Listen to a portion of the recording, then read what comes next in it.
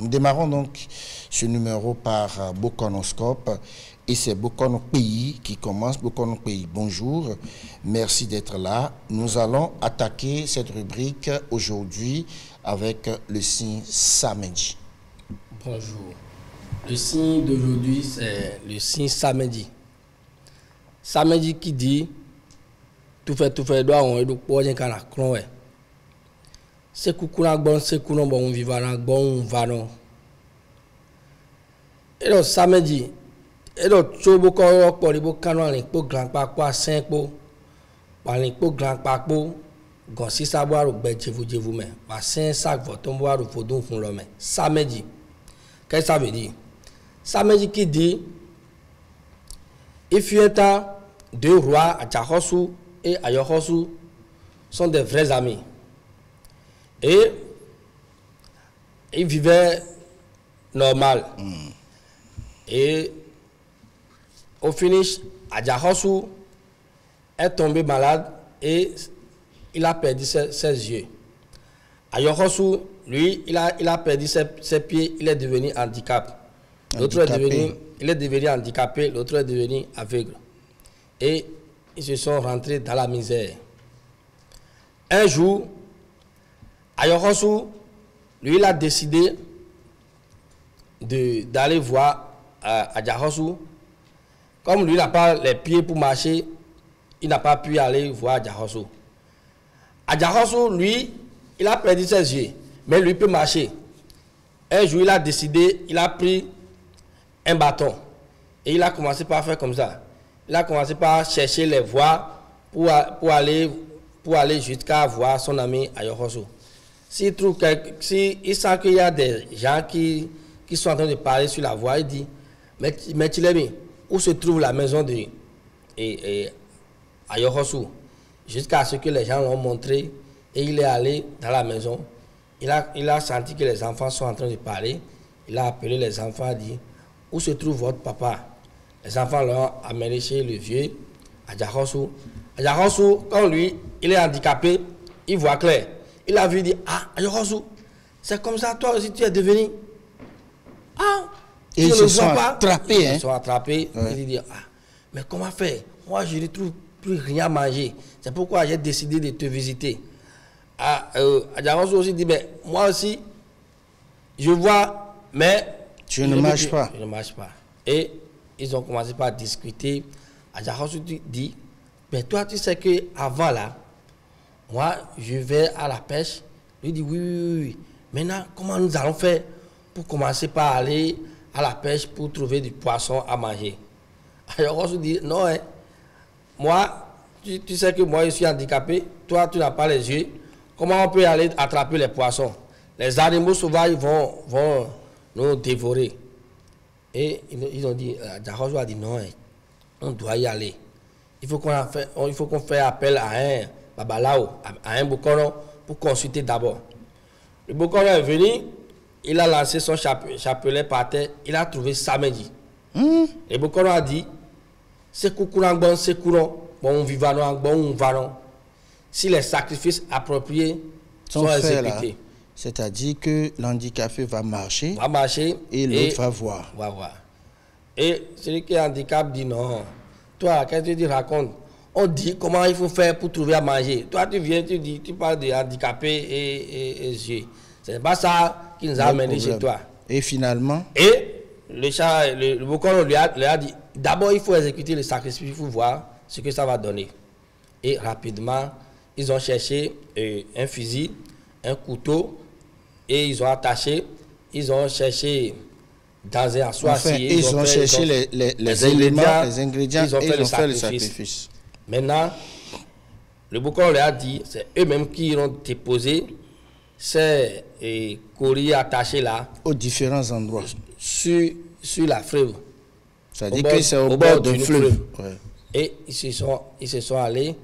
Celui qui est handicapé, il est rentré dans le cou de celui qui ne voit pas. Oui. Et il a tenu le bâton. Il est en train de montrer celui qui est avec jusqu'à ils se sont allés sur le fleuve. Ils ont déposé les colis.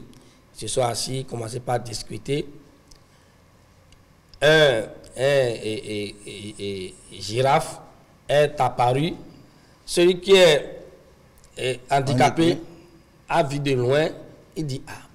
Ça c'est girafe, hein? C'est girafe, comment on va faire pour tuer? L'autre a dit mais dans notre sacrifice là, il y a un fusil qui est caché dedans. Il faut prendre ce fusil là. Et celui qui est handicapé a pris le fusil. Il a tué le gibier. Oui. Il a dit à celui qui avait que le gibier est tué, dit non, tu n'as pas encore tué. Alors tu as dit les autres, il faut que ma main tout ça d'abord. Et il a fait doucement jusqu'à amener le gibier. L'autre a touché, il dit ah, c'est vrai. Comment nous allons faire maintenant? Ils sont en train de parler. Le taureau qui est sur ceci a envoyé quelqu'un pour puiser de l'eau. Et celui qui est handicapé a dit ah, Fofo, bonjour, oui, comment tu vas? Mais nous on a tué un animal, mais on ne sait pas comment il faut faire pour préparer. Celui-là les a puisé de l'eau, les a cherché de quoi faire pour préparer. Ils ont pris 3 briques rapidement là. Rapidement, et celui qui est handicapé a commencé par préparer l'animal. Si une partie d'animal est cuite, lui il prend ça pour manger. Mais celui qui est aveugle ne voit pas, il dit mais mon frère, j'essaie de sentir quelque chose. La viande est déjà cuite, il dit non, ça reste. Jusqu'à ce que un crapaud est tombé sur le feu. Sur le feu. Et il a pris le crapaud maintenant et il a attaché le crapaud. Il a fait le crapaud. Et il est en train de griller le crapaud. Il a grillé le crapaud, il a dit oui. Et il a tempéré ça. Non, c'est maintenant que la viande est cuite. L'autre a dit ok, on voit. Il a remis le crapaud. Ah, c'est le crapaud qui lui a donné. Oui, oui. Mais en voulant manger le crapaud, l'eau du crapaud a fait tchom seulement. Il a attrapé le crapaud comme si c'était une viande mangeable et il a attrapé sa tête et ses yeux ont éclaté sur ses yeux et ses yeux sont ouverts. Il a dit nous coûtons c'est bon. C'est le crapaud que tu m'as donné. Aujourd'hui là, tu vas signer. Et c'est là qu'il a pris un gros bâton parce qu'un gros bâton était là. Il allait chercher maintenant des scottes. Il a commencé par taper celui qui est handicapé. Jusqu'à il a voulu rentrer dans la frève pour mourir. Et le torse qui est dans la frève l'a lancé en haut et lui aussi ses pieds sont réparés. Il a commencé par courir. Et l'autre dit non, viens, je ne vais plus te taper. Tu vois ce que le Bokono a dit, c'est passé. Si toi tu ne me donnes pas le crapaud, est-ce que moi, est-ce que moi je vais me mettre à voir? À voir. Est-ce que c'est quand moi je ne te tape pas, est-ce que tu seras. Tu vois? Et ils se sont réconciliés. Ils sont venus départager la viande, ils ont attrapé des poissons et ils sont partis à la maison. Et c'est comme ça leur sacrifice a marché. Donc le 6 samedi, c'est un signe qui est basé de divinité Minona et Torosu et Dan. Samedi qui dit, il y a un chasseur qui marchait en plein midi et il a vu Minona sur la voie. Minona lui a dit, chasseur, aidez-moi à aller là-bas, moi je ne vais plus marcher. Chasseur a dit, mais comment il faut faire? Il a mis le Minona au dos. Ça n'a pas marché. En voulant, il a mis le Minona au dos. En voulant faire descendre, Minona a dit non, je ne descends pas. Il a mis où encore? Je ne vais plus descendre. Non. C'est pourquoi on a eu vite dans l'histoire. Et ils sont allés. L'autre, comme Minona est sur son dos, il ne peut plus marcher.